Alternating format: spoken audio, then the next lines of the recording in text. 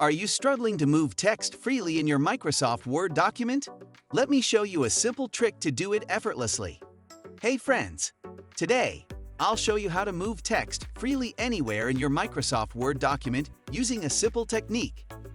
Start by typing your text where you want it to appear. Now, if you want to move the text freely without being restricted by the Enter or Space buttons, here's what you do. Click on the Insert tab at the top of the Word window. Then, click on Text Box from the drop-down menu.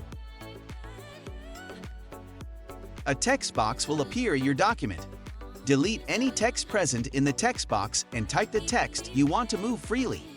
Adjust the size of the text box to fit your text nicely.